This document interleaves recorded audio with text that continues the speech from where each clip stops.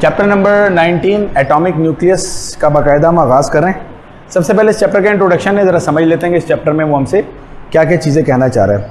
याद रखिएगा कि ये जो चैप्टर है ये एटम के स्ट्रक्चर से मुताल्लिक है। सो इसमें पूरी एक लेगेसी चल रही है। मिसाल के तौर पे एक साइंटिस्ट ने जो काम किया, जो डिस्कवरीज़ की, फिर दूसरे ने, फिर तीसरे ने, फिर उन तमाम चीज़ों को जो कुछ हमारे सामने आती चली गई उनको हमने कंबाइन करके जो भी स्ट्रक्चर बनाया और फिर उस स्ट्रक्चर को हम वक्त के साथ साथ रिफ़ाइन करते चले गए, बेहतर से बेहतर बनाते चले गए और हम आज के दौर में एक बहुत अच्छे एटॉमिक मॉडल के साथ मौजूद हैं। तो इसके अंदर आप देखेंगे तो वो कह रहा है कि 1896 के अंदर हेनरी बैक्यूरेल था, एक साइंटिस्ट था। तो हेनरी बैक्यूरेल ने क्या किया, उसने डिस्कवर किया, रेडियो एक्टिविटी को डिस्कवर किया। उसके बाद यूरेनियम का एक सॉल्ट था और यूरेनियम का जो सॉल्ट था उसने जो फोटोग्राफिक प्लेट होती है उसको क्या कर दिया था, उसको ख़राब कर दिया था। तो फोटोग्राफिक प्लेट के ऊपर वो असरअंदाज हुआ था। तो इसका मतलब ये है कि वो जो सॉल्ट था, यूरेनियम का जो सॉल्ट था, उसमें से कुछ चीज़ निकल रही थी जो कि फोटोग्राफिक प्लेट को जिसने क्या किया, ख़राब कर दिया। तो अब वो जो चीज़ थी उसको हमने रेडियो एक्टिविटी का नाम दिया।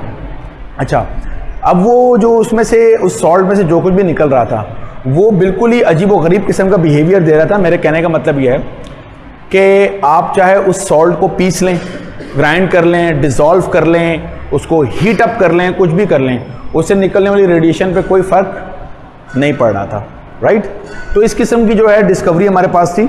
तो उसने रेडियो एक्टिविटी डिस्कवर की और उसके तकरीबन साल के बाद जो है वो जे थॉम्सन ने अपना मशहूर ज़माना कैथोड रे का ट्यूब का एक्सपेरिमेंट किया, जिससे हमने किस चीज़ को डिस्कवर किया, इलेक्ट्रॉन को। और हमने कहा ये जो इलेक्ट्रॉन है ये एटम में से आ रहे हैं। तो एटम के बारे में जो हमारा कॉन्सेप्ट था, अगर आपको याद हो, सबसे पहला एक जो हमने मॉडल बनाया था कि एटम को मज़ीद तोड़ा नहीं जा सकता, तो वो कॉन्सेप्ट गलत हो गया। यानी एटम में से अगर इलेक्ट्रॉन निकल रहे हैं तो इसका मतलब है कि एटम जिस चीज़ से बना है वो मज़ीद टूट रही है ना। यानी उसमें से टूट के उसमें से इलेक्ट्रॉन्स क्या कर रहे हैं, निकल रहे हैं। तो इस तरीके से कॉन्सेप्ट हमारे क्या होते चले गए, बेहतर होते चले गए। अच्छा जी, फिर इसके बाद हमारे पास मज़ीद जो है वो रेडियो एक्टिविटी के हमारे पास एक्सपेरिमेंट हुए। मैरी क्यूरी ने एक्सपेरिमेंट किया। मशहूर ज़माना भी एक मूवी भी बनी उसके ऊपर, जिसमें उसे दिखाया कि किस तरीके से उसने दो एलिमेंट्स को क्या किया था, डिस्कवर किया था। अच्छा, उसके बाद जनाब अली 1902 के अंदर रदरफोर्ड था, बोहर का जो ये कहना चाहिए, उस्ताद कहना चाहिए, जिसके बारे में बोहर की थ्योरी तो हमने चैप्टर नंबर 18 में पढ़ लिया। अब 19 में रदरफोर्ड से मुतालिक स्ट्रक्चर की हम बात कर रहे हैं। तो रदरफोर्ड ने मशहूर ज़माना गोल्ड फॉयल एक्सपेरिमेंट किया। अल्फ़ा पार्टिकल्स को उसने स्ट्राइक किया गोल्ड फॉयल के ऊपर और उसमें से जो अल्फ़ा पार्टिकल थे वो डिफरेंट डायरेक्शंस के अंदर क्या हुए, स्कैटर्ड हो गए। तो उसने एक स्ट्रक्चर डिफाइन किया कि एटम का ये स्ट्रक्चर हमारे पास होना चाहिए। उसके बाद जनाब अली यानी उसकी जो एक्सपेरिमेंट था, उससे जो डिस्कवरी हमारे पास हुई, वो किसकी डिस्कवरी हुई थी, प्रोटॉन्स की, राइट। किसकी डिस्कवरी हुई, प्रोटॉन। यानी हमने कहा न्यूक्लियस पे कौन सा चार्ज है, पॉजिटिव चार्ज है, और अल्फा पार्टिकल भी पॉजिटिव है, इसलिए वो क्या कर गया था, वहाँ से रिफ्लेक्ट वो हो रहा था, रिपेल हो रहा था मुख्तलिफ एंगल्स के अंदर। अच्छा, उसके बाद हमारे पास था जेम्स चैडविक था, जिसने डिस्कवर किया किसको, न्यूट्रॉन्स को। तो हमारे पास इलेक्ट्रॉन भी डिस्कवर हो गए, प्रोटॉन भी डिस्कवर हो गए, न्यूट्रॉन भी डिस्कवर हो गए। अब ये सारी चीज़ें एटम में किस तरह मौजूद हैं, this is called the structure of the atom. तो जनाब अब सवाल ये है कि जो हमारा एटम है उसका स्ट्रक्चर क्या है, उसमें इलेक्ट्रॉन, प्रोटॉन, न्यूट्रॉन किस तरीके से मौजूद हैं। ओके, तो हमारे पास जो सबसे सिंपलेस्ट एटम है वो है हाइड्रोजन का। तो जो हाइड्रोजन साहब है हमारे पास, हाइड्रोजन में हम ये बात जानते हैं कि अभी इसको इसी तरह समझ लें, ठीक है, कि उसके न्यूक्लियस में हमारे पास कौन है, एक अदद प्रोटॉन है और जो शेल है उसमें एक कौन है हमारे पास, इलेक्ट्रॉन मौजूद है। ये बात समझ में आ रही है। अच्छा, चूँकि प्रोटॉन पे पॉजिटिव चार्ज होता है, मैं यहाँ प्लस लिख देता हूँ, इलेक्ट्रॉन पे मैंने नेगेटिव लिखा हुआ है, तो एक पॉजिटिव है एक नेगेटिव है, यानी पॉजिटिव और नेगेटिव की तादाद क्या होती है, हमारे पास बराबर होती है। इसलिए हम जब ये लफ्ज़ इस्तेमाल करते हैं एटम, तो एटम का मतलब होता है कि एटम पर कोई चार्ज नहीं है, पूरा एटम पे पॉजिटिव और नेगेटिव चार्जेस बराबर हैं। तो एटम खुद क्या है, न्यूट्रल है। एटम में चार्जेस है बट एटम खुद क्या है, न्यूट्रल है, उसमें पॉजिटिव और नेगेटिव चार्जेस की तादाद इक्वल है। ओके, फिर हमारे पास जनाब अली हमने ये जो नंबर ऑफ प्रोटॉन है इसको हमने नाम दे दिया Z = 1। तो ये जो Z है इसका मतलब है प्रोटॉन या इलेक्ट्रॉन की तादाद। तो मैं इसको लिख देता हूँ, ये जो Z है मेरे पास या तो ये है नंबर ऑफ कौन, प्रोटॉन्स, या इसको हम कह सकते हैं नंबर ऑफ क्या, इलेक्ट्रॉन्स। आमतौर पे हम नंबर ऑफ प्रोटॉन कहते हैं, इलेक्ट्रॉन नहीं कहते। ये आगे चल के आपकी बात खुद समझ में आ जाएगी। आमतौर पे इलेक्ट्रॉन एटम से निकलता भी है और एटम में इलेक्ट्रॉन आते भी हैं, तो इलेक्ट्रॉन की तादाद कम ज़्यादा होती रहती है, लेकिन जो न्यूक्लियस में प्रोटॉन होता है वो अपनी जगह पर फिक्स रहता है, वो कहीं ना आता है ना कहीं जाता है। ओके, सो इसी वजह से ज़्यादा बेहतर यह है कि जो चीज़ चेंज नहीं हो रही उसकी बुनियाद पर हम डेफिनेशन कर लें तो ज़्यादा बेहतर है। तो इसलिए हमारे पास जो एटॉमिक नंबर है उसको हम नंबर ऑफ प्रोटॉन ज़्यादातर कहते हैं, बट अभी आप नंबर ऑफ प्रोटॉन और इलेक्ट्रॉन दोनों मान लीजिए। अच्छा, उसके बाद हमारे पास दूसरा जो है हमारे पास है हीलियम। अब हीलियम एटम में हम देखते हैं कि हीलियम एटम के अंदर 2 प्रोटॉन है हमारे पास, और शेल के अंदर हमारे पास कितने इलेक्ट्रॉन्स हैं, 2 इलेक्ट्रॉन्स हैं। तो ये जो हीलियम का एटम है ये भी क्या है, न्यूट्रल है। जितने पॉजिटिव हैं उतने हमारे पास क्या हैं, नेगेटिव हैं। तो हमने कहा हाँ यार ये बड़ी अच्छी सी बात समझ में आ रही है, Z कितना है हमारे पास, 2 हो गया। तो Z2 का मतलब है कि जितना हाइड्रोजन है, हाइड्रोजन का मास 1 है तो हीलियम का मास 2 है, यानी एक हीलियम को मैं कह सकता हूं कि ये इक्वल है 2 किसके बराबर, 2 हाइड्रोजन के बराबर है। तो हमने हाइड्रोजन को एक फंडामेंटल मान सकते हैं और हम कह सकते हैं कि 2 हाइड्रोजन के बराबर कौन होगा, हीलियम होगा।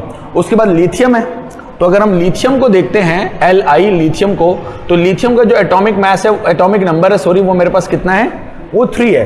तो मैं ये कह सकता हूं कि जो लिथियम है वो बेसिकली 3 किसके बराबर है, 3 हाइड्रोजन के बराबर है। ये मेरी बात समझ रहे हैं आप लोग? इस तरीके से हम लोग बात कर सकते हैं।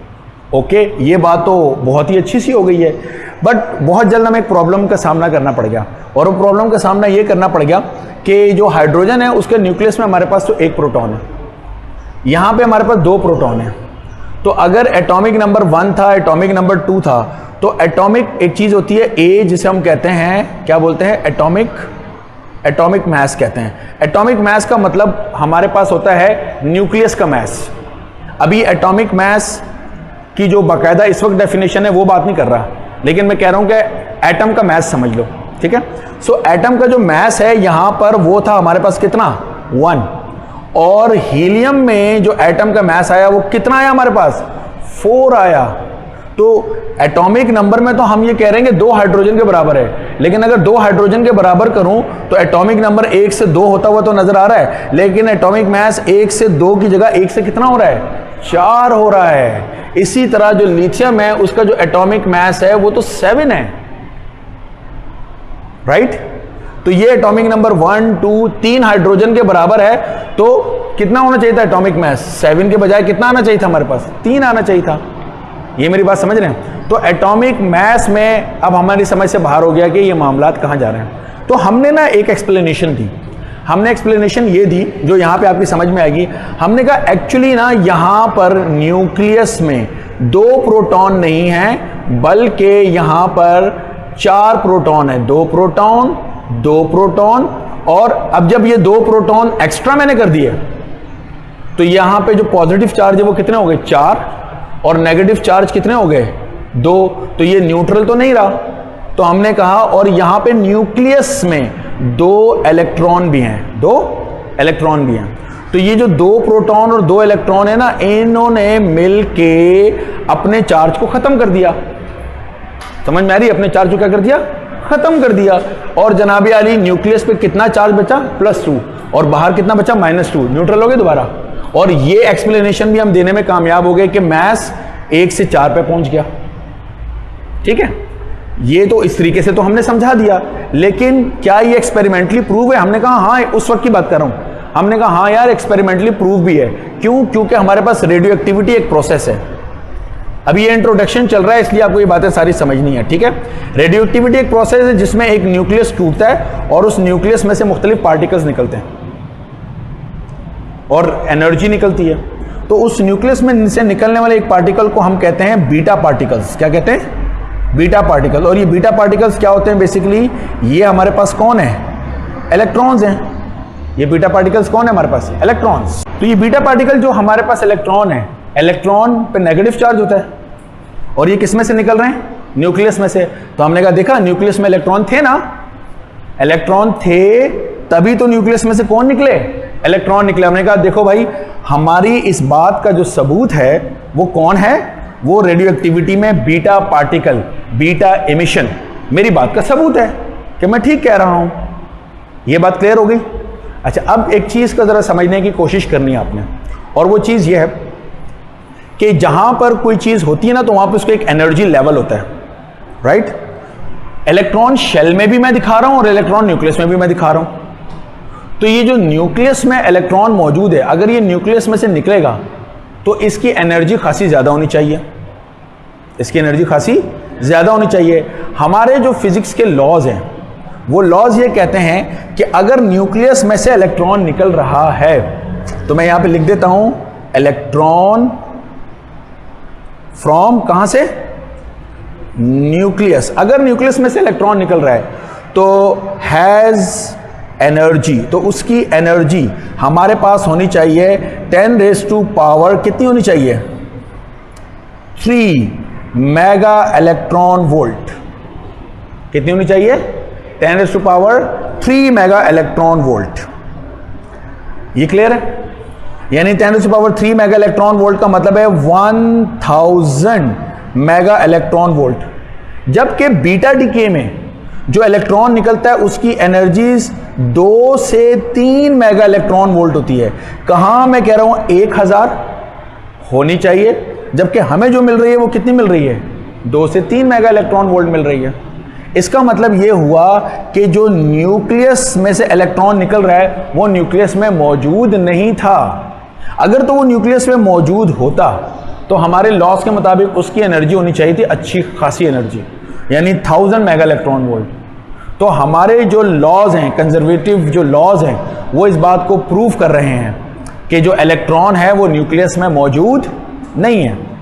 और इस तरह के बहुत सारे हमारे पास फिजिक्स में लॉज हैं, रूल्स हैं, जिसके ज़रिए हम ये बात साबित कर सकते हैं कि जो इलेक्ट्रॉन है वो न्यूक्लियस में नहीं है। मिसाल के तौर पे अभी चूंकि इस साल तो आप लोग रिड्यूस सिलेबस पढ़ रहे हो, लेकिन चैप्टर 7 और 17 में एक टॉपिक है जो कि केमिस्ट्री वाले स्टूडेंट फर्स्ट टाइम में पढ़ते हैं, अनसर्टेनिटी प्रिंसिपल। तो अनसर्टेनिटी प्रिंसिपल से we can prove by the uncertainty principle that electron can not exist in the nucleus, in the vicinity of the nucleus. So जो न्यूक्लियस है, इसकी जो डायमेंशन है, the diameter of the nucleus is about 10 raised to power minus 12 meter to 10 raised to power minus 15 meter. So this is a very short dimension, very short space. So if we have a very short space, so according to the uncertainty principle, the particle must have a very high momentum. Whereas we are saying कि electron, if electron exists in the nucleus, तो इतनी short जगह पर उसका high momentum कैसे हो सकता है? अगर हाई मोमेंटम है तभी तो हम कह रहे हैं कि ये एनर्जी होनी चाहिए उसकी। ओके, सो अनसर्टेनिटी प्रिंसिपल ऑल्सो प्रूव्स कि यस, इलेक्ट्रॉन जो है वो न्यूक्लियस में मौजूद नहीं होता। तो ये एक्सप्लेनेशन हमारी होगी फेल। बनाई हमने, बड़ी अच्छी एक्सप्लेनेशन थी अगर आप देखें तो, बट हमारे जो लॉज हैं, रूल्स हैं, जो एनर्जी लेवल में मिलना चाहिए था उसके ऊपर फिट नहीं हुआ। ये सवाल अपनी जगह पे अटक गया कि इलेक्ट्रॉन फिर न्यूक्लियस में से क्यों आ रहा है, जिसका जवाब हम देंगे आगे चल के रेडियो एक्टिविटी में। ये सवाल भी अपनी जगह पर है, ओके। लेकिन हमारे लिए जो स्ट्रक्चर है, हम उस स्ट्रक्चर को जो समझना चाह रहे हैं, उस स्ट्रक्चर में इस किस्म की बात अब हमारे लिए क्या हो गई? फेल हो गई। यहां तक आप समझते हैं, चीजें दिमाग में जा रही हैं, ओके। अच्छा जी, अब फिर इस सवाल का जवाब कि ये जो एटॉमिक मास है ये इस तरीके से कैसे ज्यादा हो रहा है। तो जनाब अली जेम्स चैडविक ने क्या किया, बहुत जल्द डिस्कवर करने में कामयाब हो गया। किसको? न्यूट्रॉन्स को। तो अब तक हम किसके साथ सिर्फ डील कर रहे थे? आप देख रहे थे प्रोटॉन और इलेक्ट्रॉन के साथ, और इसी से स्ट्रक्चर को एक्सप्लेन करने की कोशिश कर रहे थे। लेकिन चैडविक जो है उसकी डिस्कवरी ऑफ न्यूट्रॉन ने हमें ये बात समझा दी कि हमारे पास न्यूक्लियस में एक और पार्टिकल है जिसके ऊपर कोई चार्ज मौजूद नहीं है, और वो उसका जो मास है वो थोड़ा सा ज्यादा है। किससे? प्रोटॉन से। अब बजाय यहां पर ये कहने के कि 2 प्रोटॉन और 2 इलेक्ट्रॉन थे और वो न्यूट्रलाइज हो रहे थे, अब हम यहां कहेंगे कि 2 प्रोटॉन थे और हमारे पास क्या है? 2 न्यूट्रॉन्स हैं। ये बात समझ में आ गई? ओके। और ये मास बढ़ता हुआ 4 हमें बनता हुआ नजर आ रहा है। अच्छा, अब ये जो हमारे पास 3 चीजें आ गई हैं, इलेक्ट्रॉन, प्रोटॉन और न्यूट्रॉन, एक तो हमें इनके मैसेज पता होने चाहिए, इन पे चार्ज क्या है इसके बारे में पता होना चाहिए, तो वो मैं लिख देता हूँ। ओके, और उसके बाद हम एटॉमिक मैसेज की बात कर लेंगे कि एटॉमिक मैस को अब हम क्या कहते हैं। इस वक्त तक तो मैं कह रहा था ना कि हम मैस को किसी तरीके से मेजर करने की कोशिश कर रहे हैं। ओके, अच्छा, अब हम कुछ डेफिनेशंस देख लेते हैं, और वो डेफिनेशन हमारे पास ये है कि अगर ये हमारे पास न्यूक्लियस है और इस न्यूक्लियस में हमारे पास प्रोटॉन्स हैं, न्यूट्रॉन्स हैं, और यहाँ मैं बना लेता हूँ इस तरीके से डॉटेड करके शेल बना लेता हूँ, और इस शेल में मेरे पास कौन मौजूद हैं, इलेक्ट्रॉन्स मौजूद है। इस तरीके से मैं बात कर लेता हूँ, ठीक है। तो हमारे पास जिसे हम कहते हैं एटॉमिक नंबर, या जिसको हम दूसरा नाम देते हैं क्या, चार्ज नंबर, ये हमारे पास क्या होता है, इसको हम रिप्रेजेंट करते हैं Z से, और ये हमारे पास होता है नंबर ऑफ प्रोटॉन, ज़्यादातर हम प्रोटॉन से कहते हैं, या हम कह सकते हैं कौन, इलेक्ट्रॉन्स। राइट, यहां तक बात समझ में आ रही है। इसी तरीके से यानी अगर मेरे पास फर्ज करो यहां प्रोटॉन कितने हैं, 2 हैं, तो इस वक्त मेरे पास एटॉमिक नंबर मेरे पास कितना है, 2 है। ओके, इसी तरीके से हमारे पास अगली चीज है जिसे हम कहते हैं एटॉमिक मास भी कहते हैं, इसको हम मास नंबर भी कहते हैं, इसको हम न्यूक्लियन नंबर भी कहते हैं। अच्छा, आपके जहन में आ सकता है कि ये न्यूक्लियन क्या है। ये न्यूक्लियन बेसिकली हम प्रोटॉन प्लस न्यूट्रॉन, यानी ये बात समझिएगा, न्यूक्लियस में पाए जाने वाले हर पार्टिकल को क्या बोलते हैं, न्यूक्लियन। ओके, सो हमारे पास एटॉमिक मास क्या है, उसको हम A से रिप्रेजेंट करते हैं, और ये सम होता है प्रोटॉन और न्यूट्रॉन का।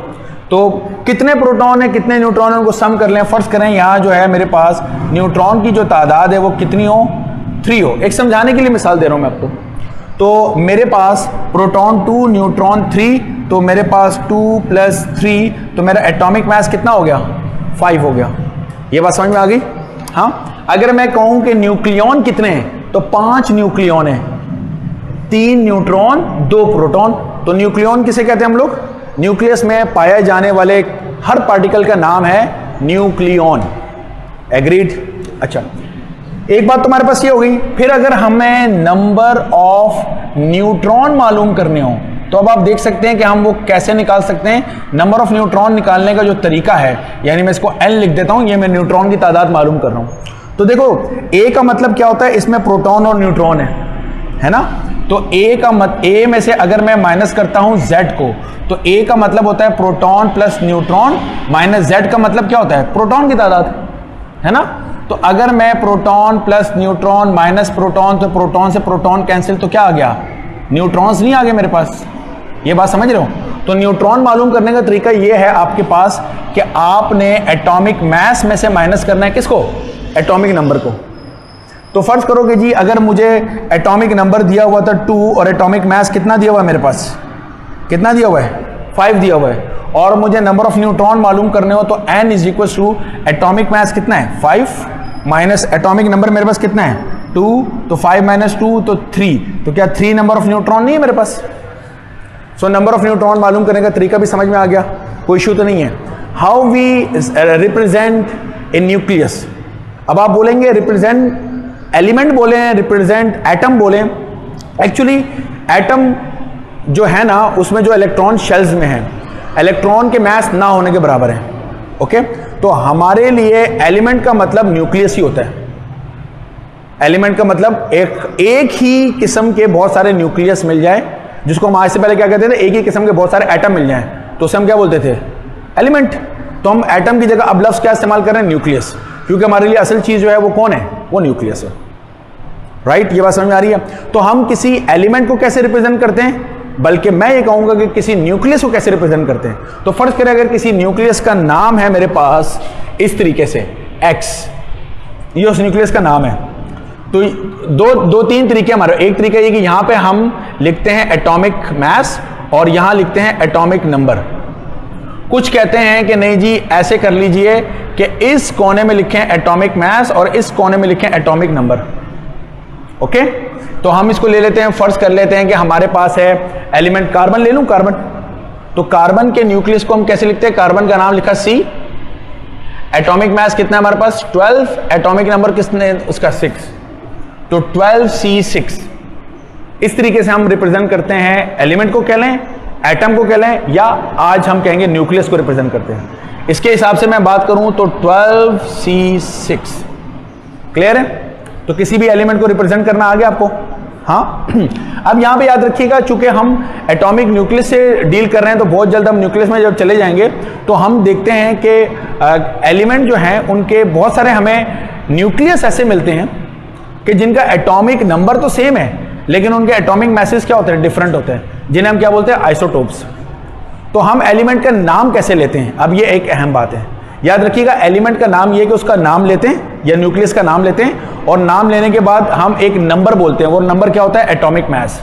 जिस तरह मैं कहना चाह रहा हूं कि मेरे पास एक होता है यानी जिस तरह कार्बन जिसका एटॉमिक नंबर है 6, एक और कार्बन है एटॉमिक नंबर 6, एक और कार्बन है उसका एटॉमिक नंबर 6। कार्बन है तो सबके एटॉमिक नंबर तो सेम होंगे। तो एक कार्बन वो होता है जिसका एटॉमिक मास 12 होता है, एक का 13 होता है और एक का कितना होता है? 14। तो जब मैं इसका नाम ले रहा हूं तो पता है कैसे लूंगा? इसका नाम कैसे लूंगा? कार्बन 12।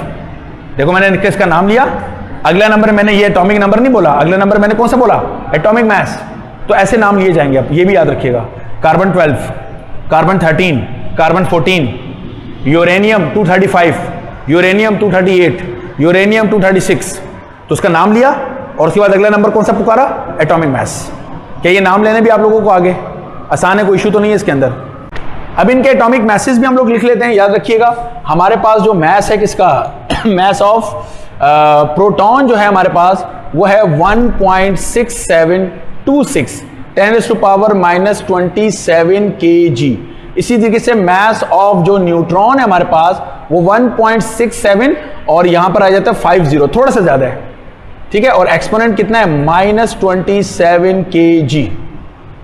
इलेक्ट्रॉन का मैं मैस नहीं लिख रहा, इसलिए कि इलेक्ट्रॉन का मैस हमारे लिए यहां पे तकरीबन निग्लिजिबल है।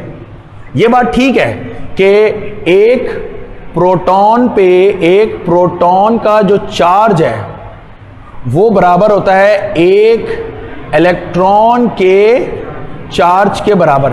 लेकिन अगर हम तराजू के दो पलड़े बना दें, ये मेरी बात समझ रहे हैं? एक तराजू से मैंने बना दिया फिजिकल बैलेंस, और इस फिजिकल बैलेंस के मैं क्या करता हूं कि एक तराजू के एक पलड़े में मैं रखता हूं एक प्रोटॉन को। तो इसको बराबर करने के लिए यहां मुझे कितने इलेक्ट्रॉन रखने पड़ेंगे? 1836 इलेक्ट्रॉन, 1836 इलेक्ट्रॉन।